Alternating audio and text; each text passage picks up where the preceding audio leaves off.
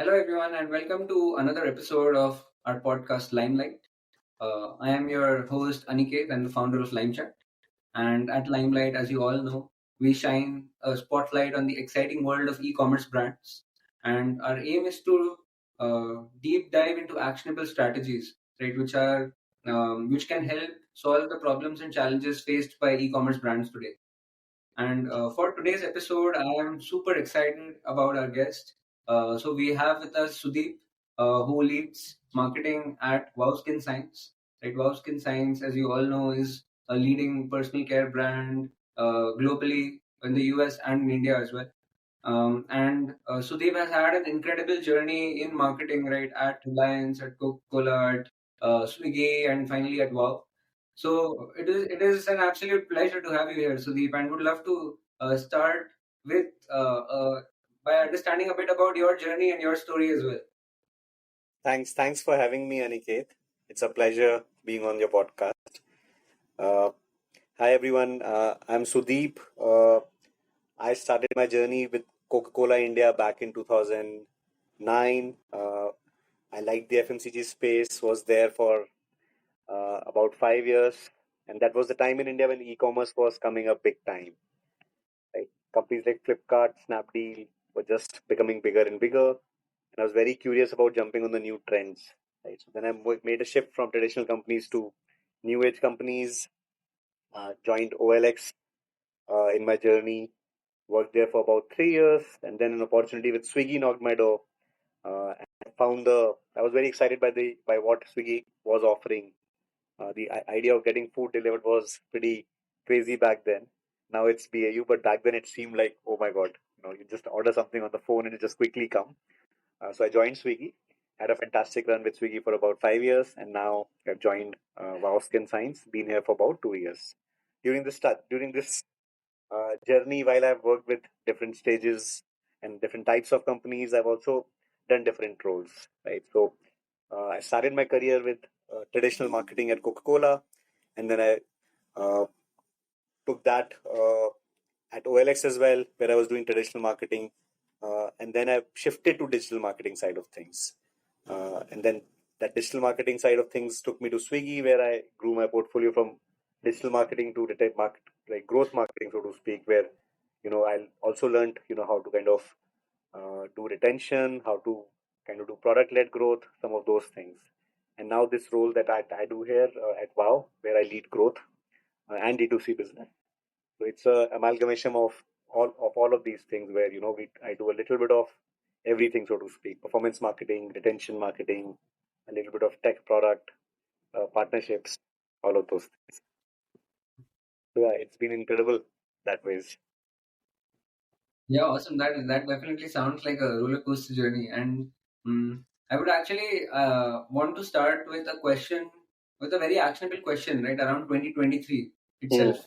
So you've been 2 years at Wow, right? So you have seen the 2022 era as well as 2023, Hmm. and 2023 was like an incredibly hard year for e-commerce brands, for D2C brands, right?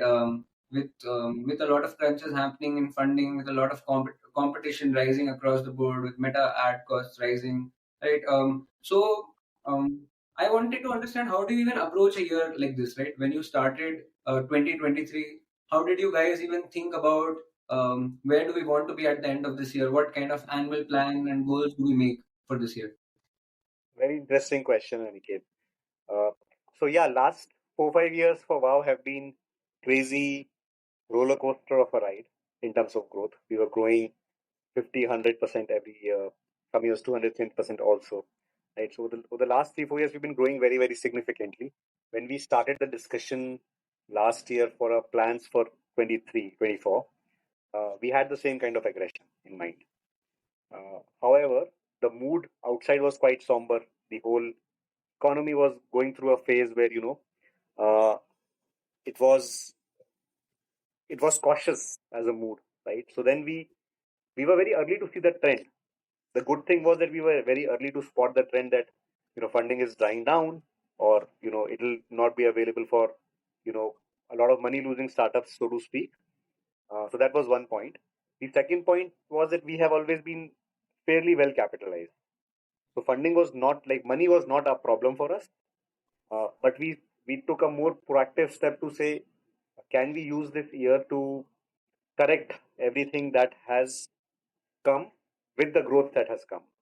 What really happens in startups, and people who work with startups know this, that when you grow fast by breaking processes. Things break. If you are very process driven, then you will not grow fast. It's very difficult. Unlikely that happens, right? So over the last 3-4 years of scorching growth, what has happened was that things, obviously there were things that needed corrections, etc.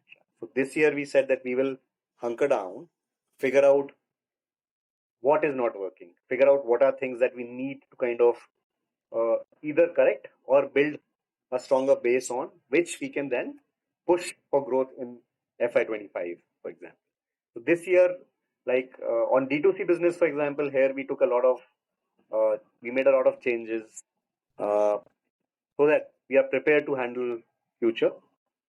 That's how we approach the year in a slightly conservative but corrective approach, where the focus was not to grow at any cost, but to drive sustainable growth and fix up whatever is required to drive sustainable growth. Yes. Also, I'm very interested to understand, right, how to, what did you find out in this journey? Because you guys grew, like you said, 200, 300% every year. You reached almost like $100 million of revenue. And you said, right, this comes at the cost of processes breaking. So when you looked back at all of that, what were like the top three things which you decided to focus on to fix, right, in the year then? And I'll focus this on D2C specifically because that's the business that's the most uh, close to me right now. Yeah. For D2C, for example, a big uh, question for everyone in the D2C brand space is, how do you drive efficiencies? How do you drive the business either profitably or close to profitably, if not exactly profitably? Because honestly, running it like a separate function where a lot of money comes in and at the bottom line is difficult on D2C. Actually, the objective is, how do we kind of run this business? And for that, we actually uh, broke the things down into different parts. We said one part is the customer experience when the customer comes on the site. One part is before the customer comes on site. So we broke the customer journey into two parts, and then we attacked both the parts separately. The media that gets customers on, how do we drive efficiencies there, was one part of the challenge. The other part of the challenge is, once a customer lands on the site, like what all can I do so that the customer converts? A converts, B converts at a high AOV. It's important for D2C brands to run high AOV. At low AOVs, it will be very difficult for it to make sense from a bottom line perspective. Uh, and third, once the order is placed, the customer should not return the order. Right. So those three angles were super crucial: conversion rate, AOV, and RTO control. Right. So for that, we actually looked at our stack. Our website speeds, etc. Are they opening on like opening on mobile devices, for example? This is something that we often overlook because everyone who's working on the brand is sitting in offices with fast Wi-Fi connections and laptops, but a customer is out in the field on a mobile phone, right? So you have to actually test your site speed, site latency on mobile devices in regular network areas, not on high speed Wi-Fi, because that's where the customer is, right? So one thing we did was we changed our tech stack. We got our site working fine. The site speed we worked on and got that working fine. So that was one big change. Uh, the second big change was on the RTO side.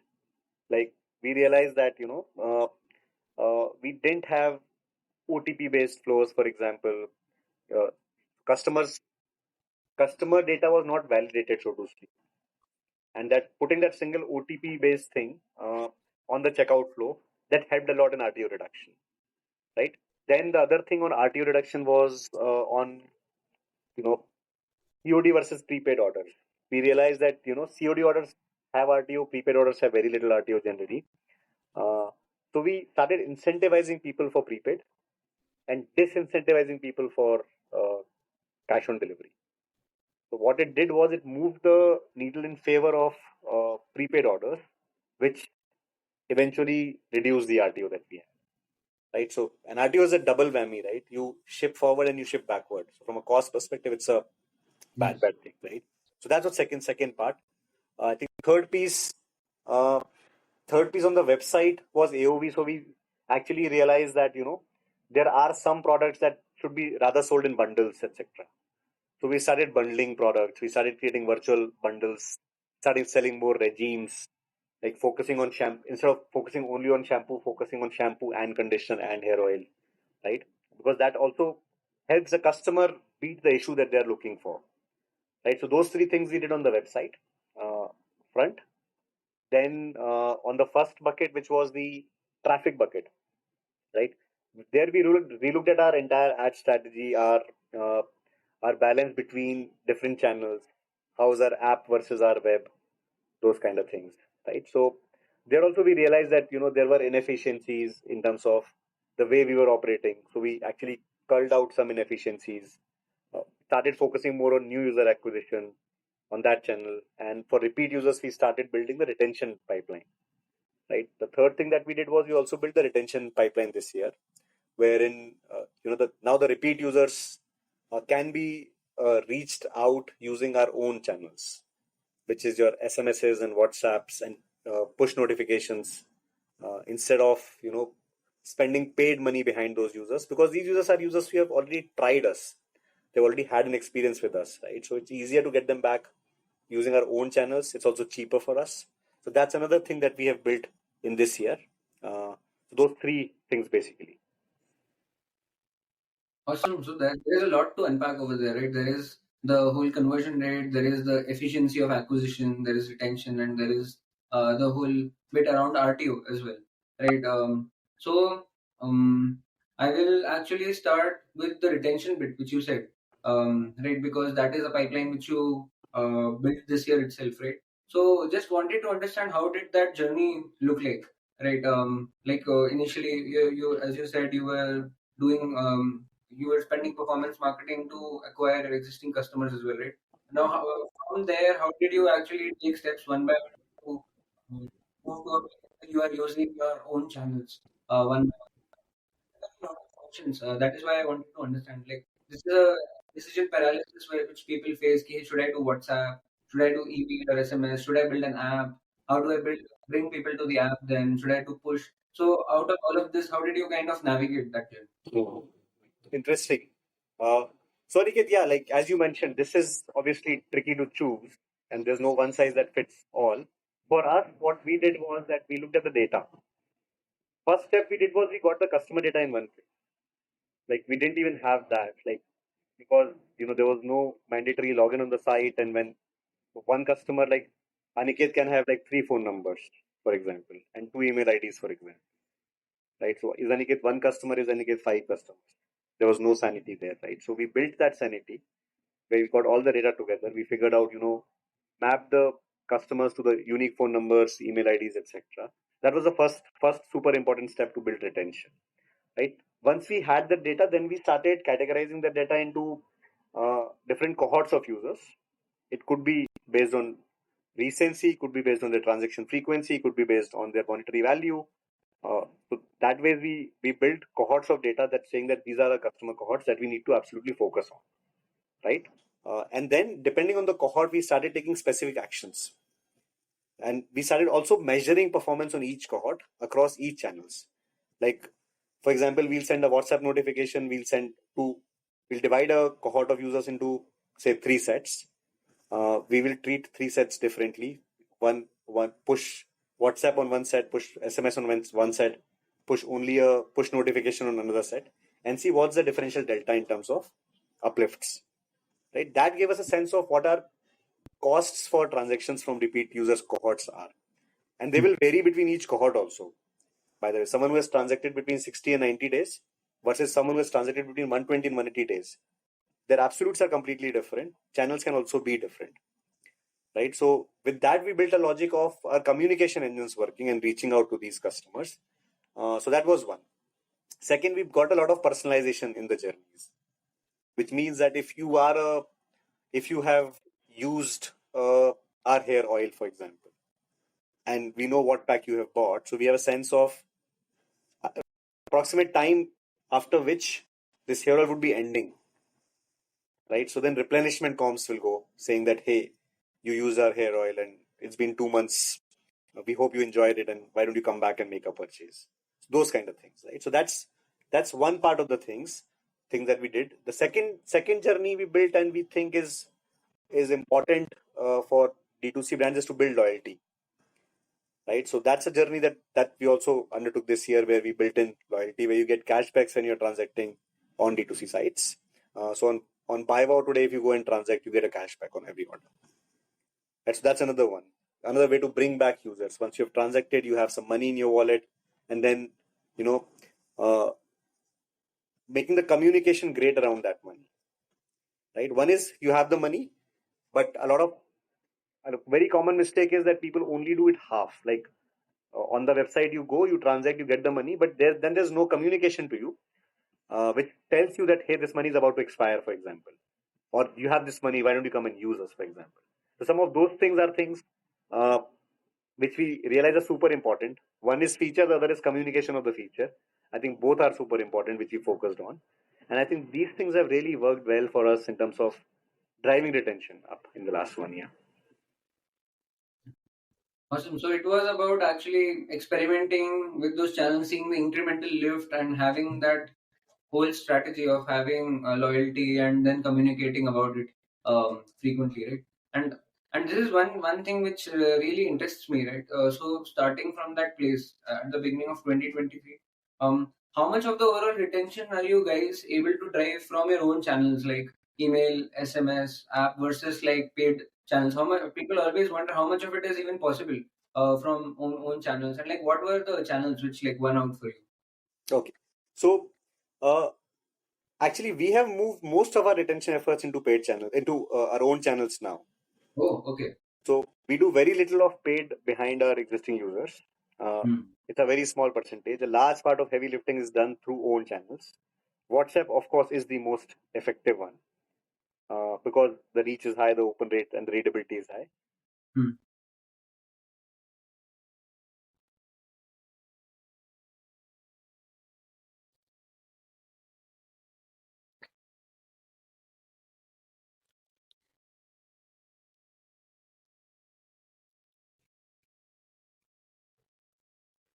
Hello? Yeah. Yeah.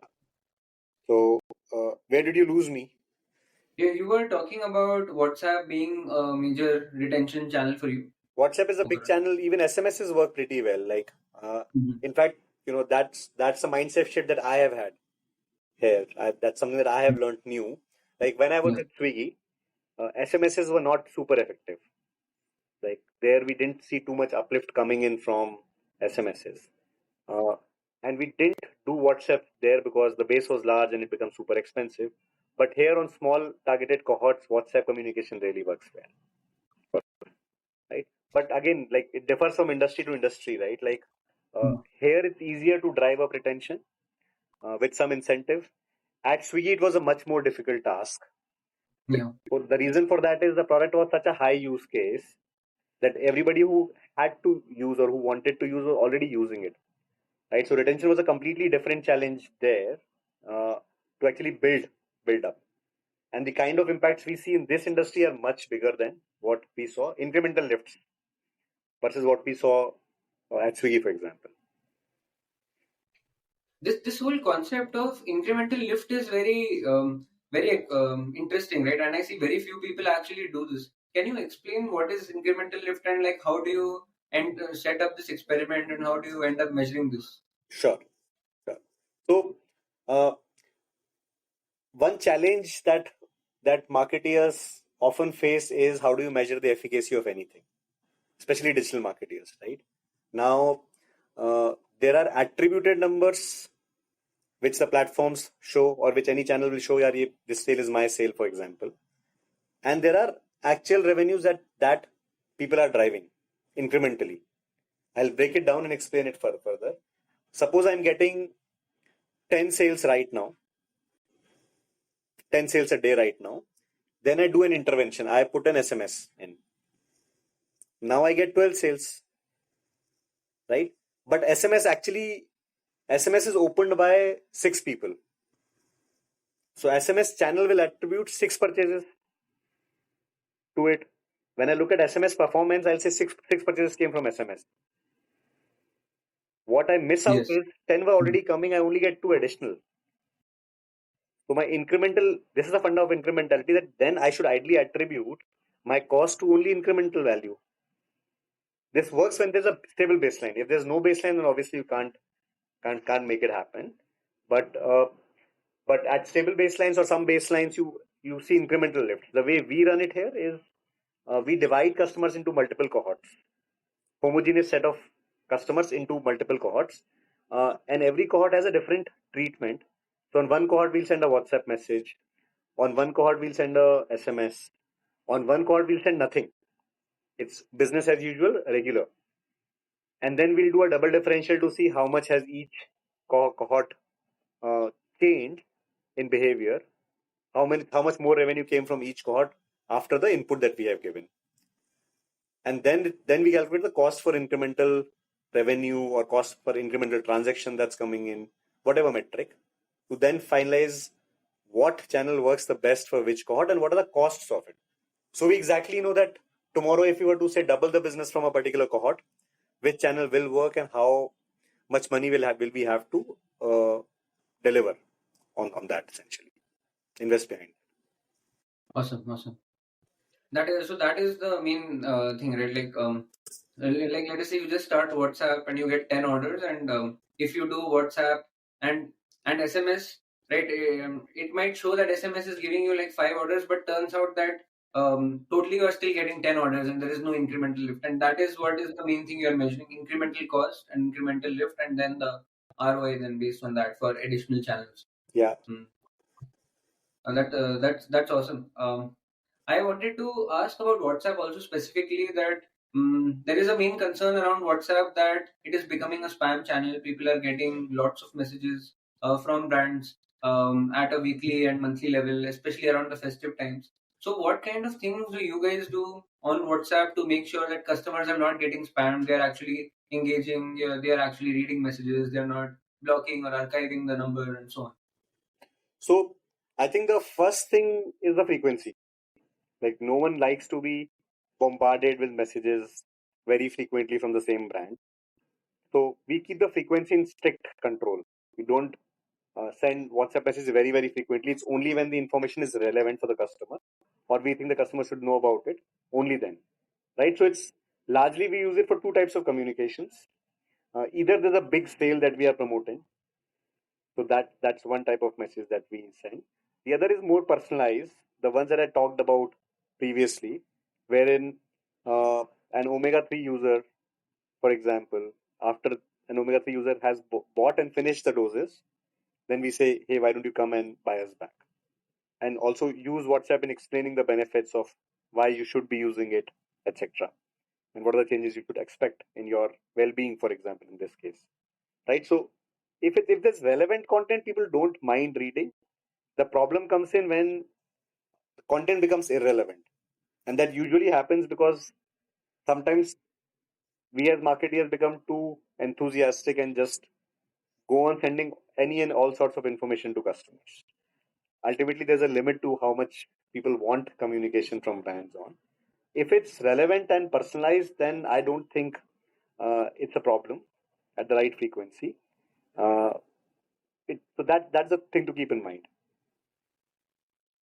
Yeah, absolutely. That is what we have also realized. It is only spam if it's not relevant to someone. Yeah. And if you are able to figure out it's what do they want, right? And then personalize the offering to them. Then there can be nothing better for them, right? That is a great secret for this. Mm. So I want to move on from retention a little bit to the acquisition bit, right? Which you also mentioned, and which is, of course, one of the number one priorities for any brand today on how to improve their efficiency on acquisition, right? And I just wanted to ask in this also, how was your journey, right? How did you guys start? Um, and what were like the top three things, top three steps that you took which worked for you to improve your efficiency of your customer acquisition, especially on Meta. Uh, so Meta has been a sticky subject, like across. It's the efficiencies have been tricky. They go up and down essentially. For our journey, I think yeah, our journey has also been a journey of discovery and growth on Meta. It was not all hunky dory, and we are still learning. We are still not at a place where we think we are the best in class. So we are still learning on things. Uh, but I think uh, top of mind things that come to me that have worked for us on Meta specifically is one is uh, a more strategic clarity on what we want to do. Like there was a point in time when we were doing everything on Meta. We're saying, yeah, we'll launch 20 campaigns across 3 accounts, and then also do Google. So there was a lot of overlap and confusion on what is really happening. So a little bit of focus in terms of understanding what the impact of each campaign is in terms of actually delivering incremental revenues. I'll again hunker it down on the incremental revenues because like Exactly. Fiverr as a site has a steady flow of people coming in irrespective. I have a large user base. Those user base keep coming in from my retention efforts or my affiliate efforts, multiple sources.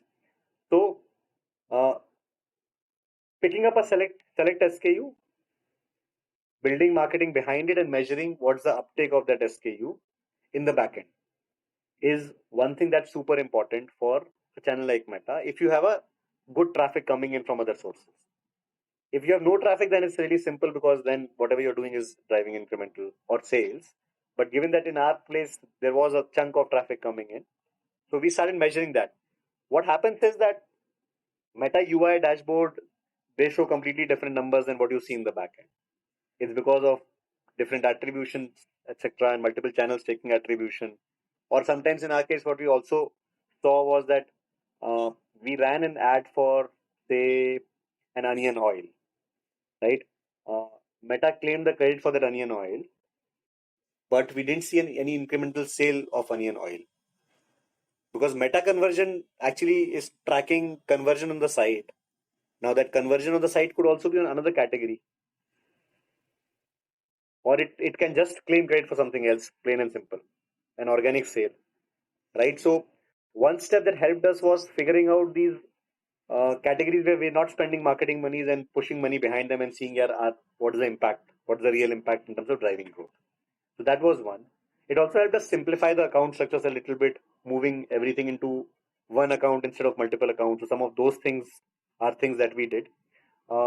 Then, like for us, like what we realized was that like what attribution settings you want to work on. Like there are multiple attribution settings on Meta, and different people recommend different settings.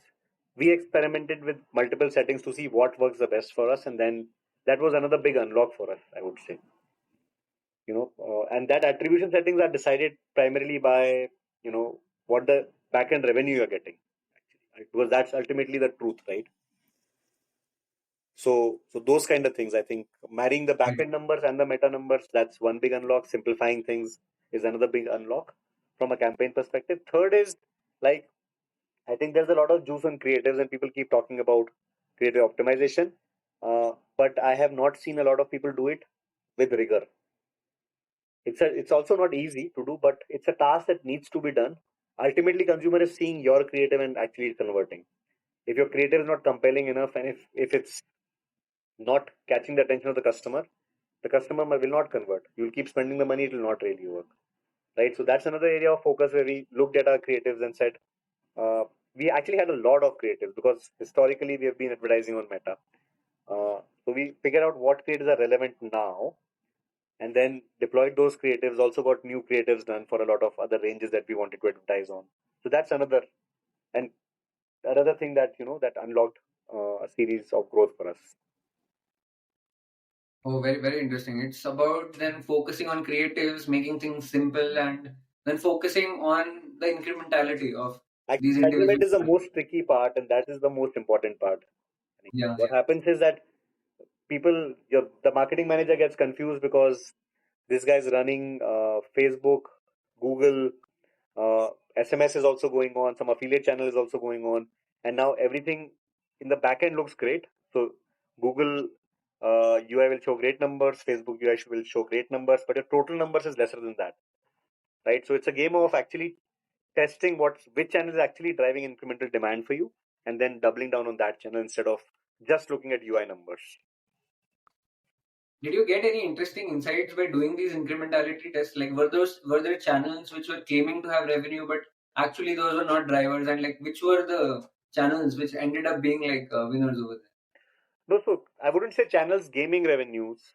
Uh, for example, like we went heavy on app affiliates at some point in time last year, Hmm. and uh, the revenues were looking great on the app affiliates side, but we realized that they were all claiming organic, or they were all claiming past transactions. Just a lot of fraud came in there, basically. Oh, So app affiliates, for example, is something that everyone should be careful about. It's a pretty treacherous territory. Uh, so it has to be navigated carefully. It's not to be shunned completely, but need to have enough controls in place, enough data in place that tells you that it's a fraud or not a fraud. So that's a place where this gaming of revenue etc. happens very frequently. The other big channels like Google and Facebook, I don't really see gaming etc. happening in terms of revenue. You get the revenue, but it's about what signals etc. you give to them, so that the overlap is less. You know, you're measuring that effectively and efficiently. awesome. I got it. Mm. Is there for you guys? You have a wide range of products, right? Is it um, um, do you see this trend that there are some hero products which are the main things which bring in the acquisition, and the other products are not effective for acquisition, but those are the ones which end up being a part of bundles, or like those play a part in retention, right? Do you see some split like that?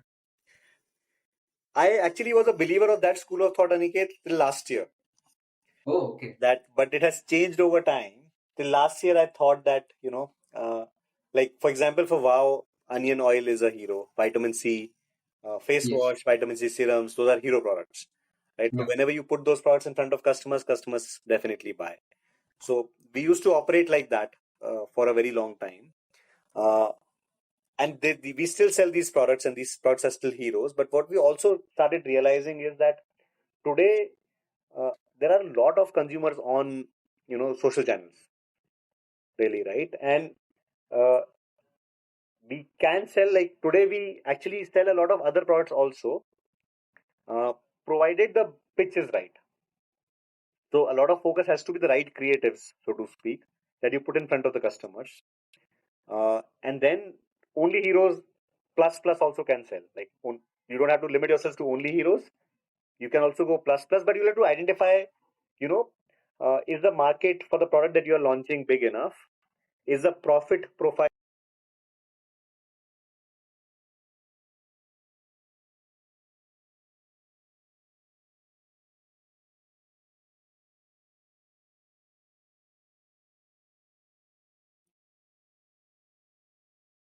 Sorry, I can't hear you. One second.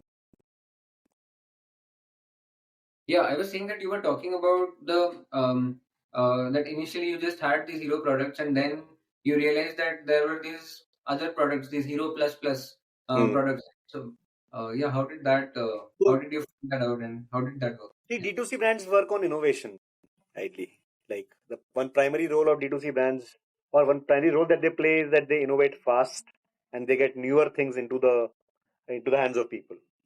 Traditional brands are slightly slower to innovate. New age brands are faster to innovate. So it's a constant game of innovation. And if you're making a new product, which is good, it can't be the hero from day one. You'll have to make it the hero, right? So that effort needs to be done where you are actually putting it in front of the people, and then through compelling communication, etc., you actually make it big, right? Now that choice is tricky because you launch 10 different products, you will not have the budget to advertise everything in most cases. So to make those choices basis, you know, how big is the category, for example? How much is the competition in the category, for example? If you go in a very deeply competitive category, then it'll be difficult for you to sell probably because there are already 10 brands selling the product. You will be the 11th brand selling the product. Versus if you have a product in a slightly lesser cluttered space, it might be an easier sell. right? Similarly, size of the market matters. Similarly, your profit profile matters. Similarly, your AOV matters. Like, you wouldn't want to actually advertise a product which is where the MRP is 200 or 300 rupees, because the fixed cost downstream in the D2C system will come and bite you back. Your shipping will be expensive, your warehousing will be expensive, and those will be a significant part of the revenue, right? So you'd want to focus on products where the AOV is high. You want to sell ₹1,000 product. You want to sell a ₹800 product to the customer. Right? So some of those criteria are required to actually select to the product that you want to sell, uh, and then test, experiment, learn, see what works. But one learning I've had is that don't just stick to a few products. Like, have one core, but also have more products. Put a part of your budget in experimenting, learning, seeing. Are you finding another winner? Yeah. Awesome. So you talked about AOV, right, which is a very interesting thing. And now with the meta ad costs rising, it is just not possible at this point to run a company profitably selling something at a 500 rupees MRP. You need to be at 800 or 1000, and for that you have to increase your AOV, right? You Yeah. mentioned this in the beginning as well. So I just wanted to understand, like, how was your strategy to actually increase your AOV, right?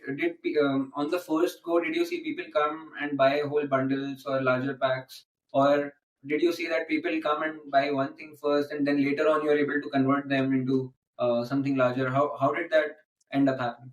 So this was also a journey, Aniket, a journey of discovery, a journey of experimentation again, like everything, right? So again, no one size fits all. Multiple, there are multiple initiatives that actually help improve AOV for customers. Uh, like, one thing that worked for us was virtual bundling of products, right? So we were giving customers an option of a shampoo and a conditioner and a hair oil individually. Then we also said that, hey, while we are selling it individually, we can also make virtual bundles where customer can buy a shampoo and a conditioner, or a shampoo and an oil together, or a shampoo and a conditioner oil together. So basically, three combos basically came to life. And these combos, if you buy, you get some extra incentive. So while the customer gets more value, for us, it's also more value. So that's one initiative, right? How do you bundle products? And then also teach customers about the bundle. So that was one. Second one, like, seemingly easy, but but powerful insight that we had was that we experimented with landing people on landing pages, product pages versus collection pages. And that was interesting. In some cases, collection pages work better because then people can actually buy multiple things if they're bought into the collection story, right? So that's another one. Then I think another things that we have been testing is our upsells on PDP page, for example. If you're buying a face wash, for example, can we also recommend a moisturizer there itself? So you can quickly add it to cart, right? So upsells on PDP, upsells on the cart page, for example. That's another one. So, like, uh, we all have been in supermarkets at some point in time. Now people don't go out, but still, like, we all have shopped in supermarkets, right? कैसे It's pre-COVID. aisle में you see those chewing gums that everybody just picks up. Yeah. It's like that. Can you do something like that on your site, for example, right? Where customer is checking out, you give something for a low price, high discount, incentivize their purchase. Your cart value goes up suddenly. Even if you add 100 rupees to the cart, then that's meaningful because it will cover for your shipping, right? So some of these initiatives can actually help uh, drive up the AOV. Uh, and then there are other initiatives like, are you selling single packs? Are you selling two packs? Or are you giving options for three packs to customers? So that's another. There's enough actually. If you actually analyze D2C sites today, go on D2C sites. Like, a lot of brands are doing excellent work in terms of actually building these features grounds up. Like, Hmm. some quite innovative features you see on a lot of these sites where uh, one site I was visiting, I saw a very cool feature where, on the cart page, they had a limited time deal. Add it to your cart. You just have to click add there. It's already there at 99 rupees. Hmm. MRP was some 500 rupees. It was cut off, striked up down to 99 rupees. You just add it. One click add and you quickly move, cut, right? So, and it was a limited time deal. So it was a timer running, which Hmm. kind of was creating urgency that, hey, if I miss it now, then I'll not get the deal.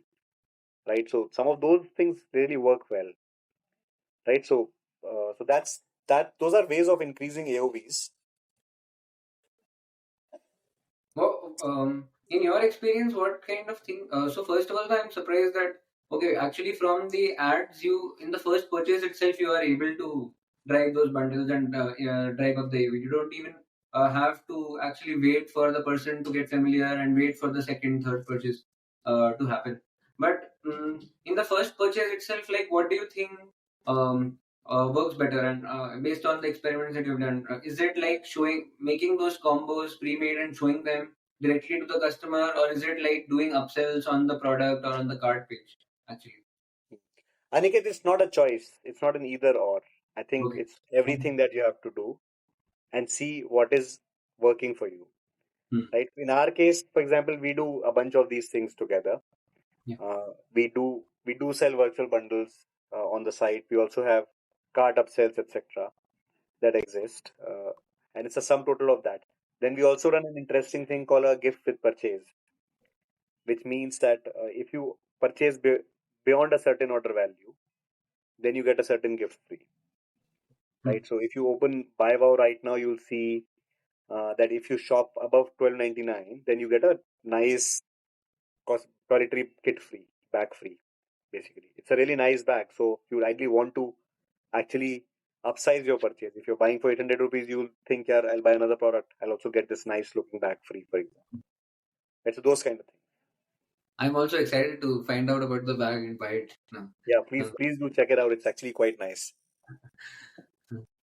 awesome. So continuing on this thread, I wanted to ask, like, now once somebody has bought one product or one pack from you, right? Now this might be your hero product or like the other hero plus plus products, like you said, where you are in a relatively less crowded space. But overall, Wow as a brand would easily have like 100 products, right? SKUs, I mean, across the board. So 500 plus actually. oh, okay, that's crazy. Yeah. Actually, Mm. I would have never imagined it in personal care, but my main now, if there are 500 SKUs, right, and like you are mainly focusing on, let us say, you will have like top 10 SKUs anyway, right, which people purchase. So how do you get people to actually build awareness about the other 400 and to actually go ahead and try that out and purchase it, right? What is this? What are the strategies that have worked for you to make that happen? Okay. So again, the communication that goes out to customers, that's super important in this case. So for example, someone has bought a rosemary shampoo, for example, right? Then we do send out an email where we actually call out the benefits of rosemary and how does a regime look like.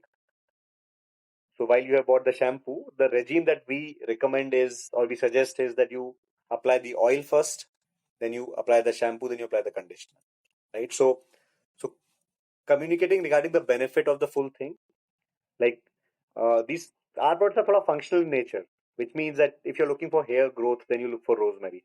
If you're looking for brightening, then you look for vitamin C, right? So communicating about the suggested usage, the benefits of the using the full regime definitely helps, and it's usually done well on like either a WhatsApp or mails. Where it's long format, you can actually communicate, how to use, what to use, when to use to the customers, right? So that is one big part of it. Uh, or someone's looking for weight loss, for example, right? Then you can say that uh, someone has tried, for example, like we have a product called apple cider vinegar, which is a drink. Now we have launched another product called apple cider vinegar effervescent tablets.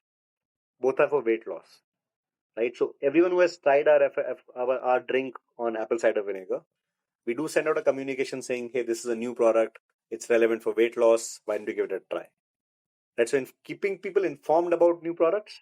That is, for example, that's one strategy that definitely works.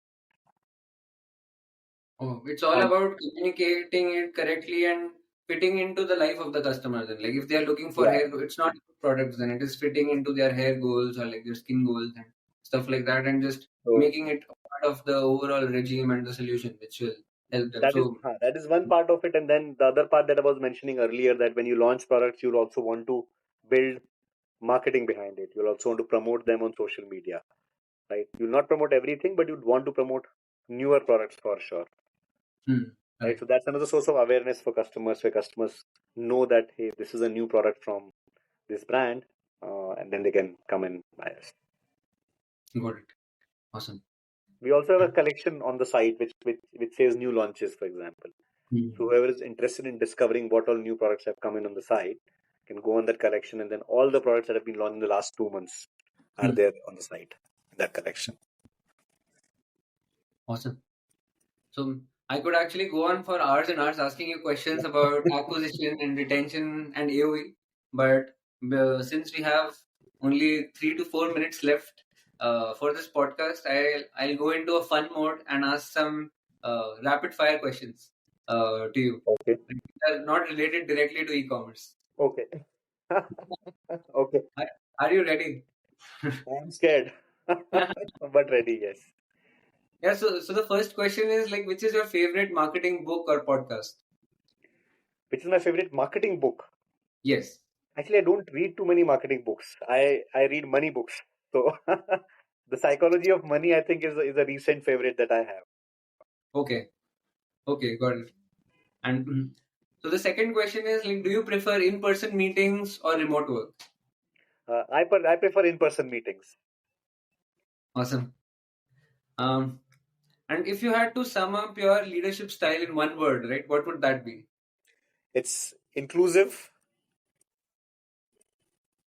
Awesome. And mm, how when you are typically faced with a large challenge, right? What do you do to overcome it? I take a Awesome. pause, go back and analyze, or how we can do this. First reactions usually are "kaise hoga," Hmm. but then when you logically break that down into smaller pieces, then it's more often than not we are surprised. I myself am surprised that, hey, it was doable. It was not so difficult. Oh, awesome. And one last question, like, what do you do to unwind after a very hectic day at work? On a daily basis, I look at the TV. I go home and Netflix a little bit, uh, and I play in the morning. So those two things are things that help me unwind. What do you play? I Do you play play squash. sports? Oh, awesome. That was my guess as well. Mm, but awesome, it was really great having you here, Sudeep. Right, we got a lot of actionable strategies on the most critical areas which brands struggle with today, which is around retention, around acquisition, and around increasing AOA. And I really hope that everyone in the audience was able to get something insightful which they can go and apply in their day-to-day business as well. But thanks a lot, Sudeep, for taking out almost an hour on a weekday and going in deep into these strategies and sharing all your insights with us. Um, and for everyone else who is tuning in, please like and subscribe to stay tuned for all the updates for all other leaders who will be coming and sharing strategies and helping you with your business. Thanks, Aniket. Thanks, everyone. Have a good day. Thank you. Bye. Thank you. Bye.